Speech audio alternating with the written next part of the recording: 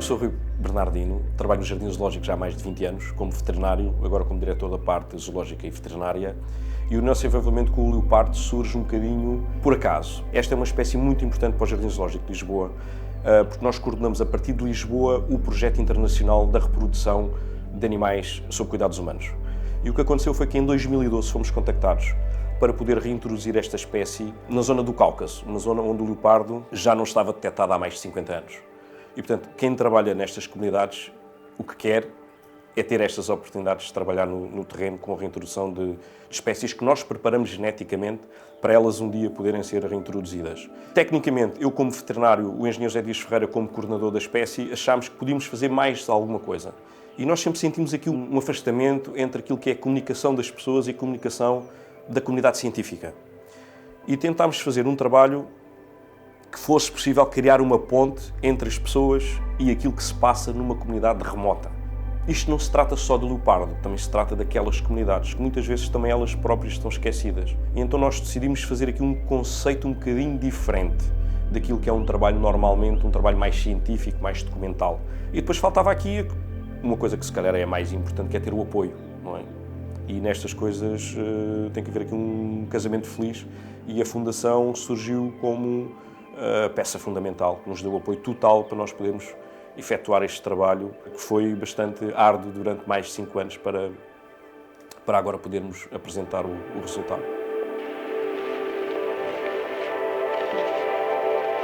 Nós em 2015 começámos a ter a ideia que tínhamos que fazer alguma coisa. Em 2016 surgiu a oportunidade e nós já tínhamos uma ideia do que é que queríamos fazer. Portanto, a primeira expedição começa a ser desenhada a partir de 2016 e nós efetuámos 4 expedições. Portanto, no total estamos a falar mais de 9.000 km percorridos em terra, 5 países diferentes e vários territórios. Porque para nós o fundamental foi, sendo um trabalho artístico, tem que haver uma base científica. A base científica foi desenhada com base na probabilidade de existência do leopardo. O leopardo muitas vezes vagueia por zonas que não conhece. E ele vai encontrando realidades que vai ter que lidar com elas, sem nunca ter lá passado e muitas vezes não volta lá. O que é interessante é que depois de já termos vindo embora, começámos a ter informação científica de animais que estiveram nas zonas onde nós passámos. E, portanto, o testemunho que nós fizemos só prova que tem uma base científica muito forte. E isso, para nós, é muito importante.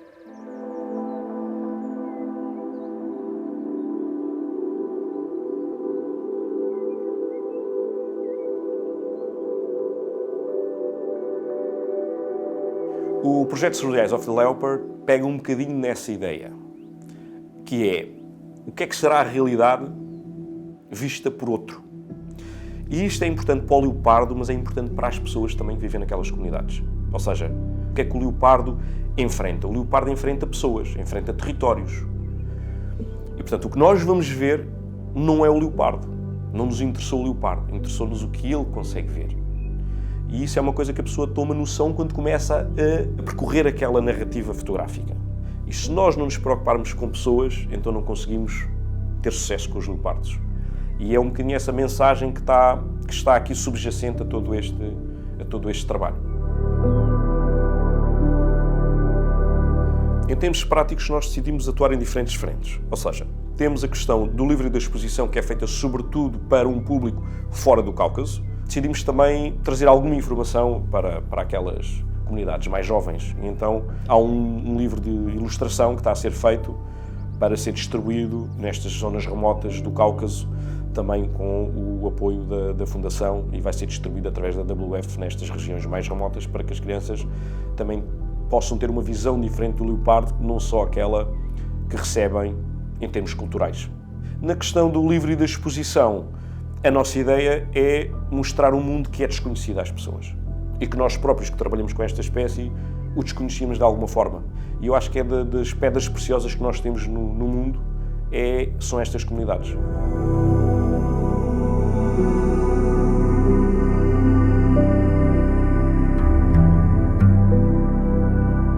Obviamente nós fomos muito bem acompanhados. Nós estamos a falar de zonas de tensão. Fomos com pessoas do terreno que trabalham naquelas reservas e, portanto, segurança acima de tudo. Nós somos levados a um limite, não é? Um limite de fome, de sono, de cansaço, de esforço, enfim, uma série de coisas. temos alguma resiliência, quem trabalha com animais normalmente tem essa particularidade, porque há uma coisa que é essencial, nós não tínhamos muito tempo para fotografar e nós temos que ganhar a confiança das pessoas. O leopardo normalmente vê as pessoas muito antes das pessoas verem o leopardo, é ele que se expõe. Portanto, ele está a ver de um plano em que a pessoa não está a ver ele. Portanto, eu achava que os retratos não poderiam ter a interferência da pessoa com a câmara. Isto feito de uma forma relativamente rápida não é muito fácil. E eu acho que aí o que funciona é a linguagem corporal. É usar um bocadinho que os animais utilizam, que é a linguagem mais eficiente. É aquilo que nós comunicamos quando estamos na presença de outra pessoa. Não é aquilo que nós dizemos.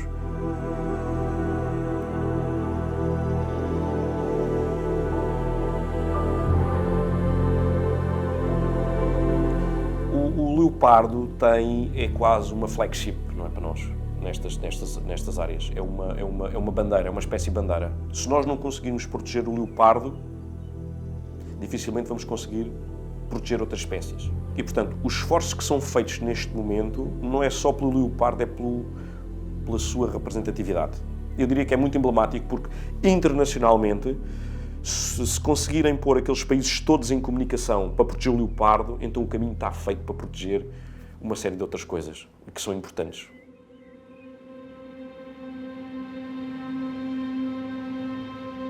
Foi para mim espantoso perceber que, politicamente, países que não se conseguem sentar a uma mesa de negociações, pela conservação, existem reuniões em que todos estão presentes. Portanto, é muito interessante ver que a conservação quebra essas barreiras. E isso foi um ensinamento muito interessante.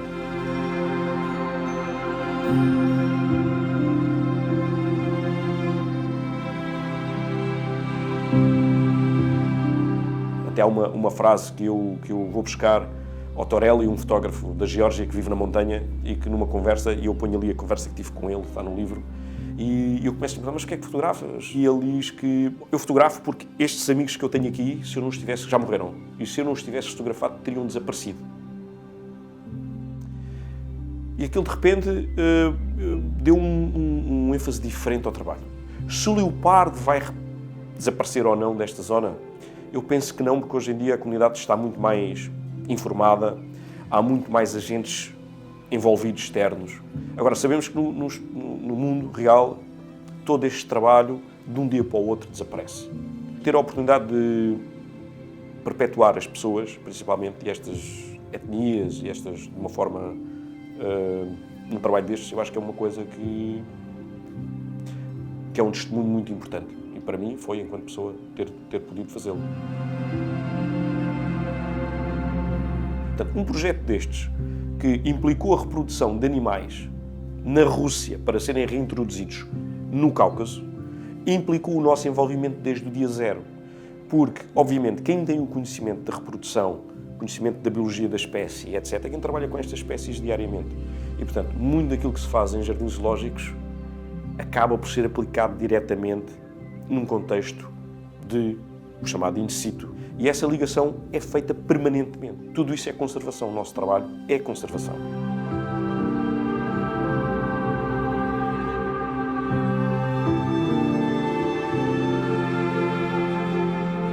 Nós não conseguimos apoiar uma coisa que desconhecemos.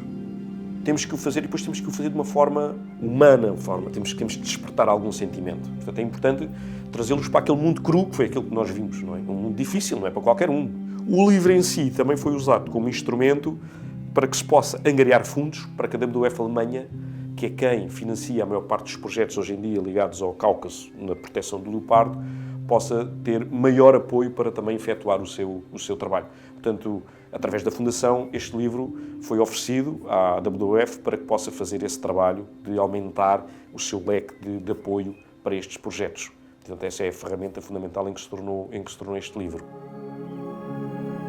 Esta fotografia dos fetos é bastante emblemática porque nós, quando estávamos no Daguestão, percorremos uma das reservas, esta é a área Kakari, e no Daguestão não havia uma prova fotográfica da existência do leopardo nos últimos anos. Nós não sabíamos muito bem qual teria sido a última vez que estaria estado aqui um leopardo, se teria estado. Cientificamente fazia sentido esta zona. 2 anos depois de tirada esta fotografia, eu recebo uma mensagem do nosso guia, um dos conservacionistas que trabalha nesta zona, em que ele me referia: Rui, lembras dos fetos onde nós estivemos? acabámos de fotografar um leopardo a 100 metros desses fetos.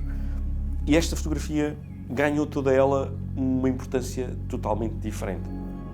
Numa das vilas mais remotas, na Geórgia, já junto à fronteira da Chechenia, nós demos com uma cripta e, portanto, durante a peste negra, supostamente a peste negra, o que aconteceu foi que as pessoas, para não se contaminarem entre vilas, não se deslocavam.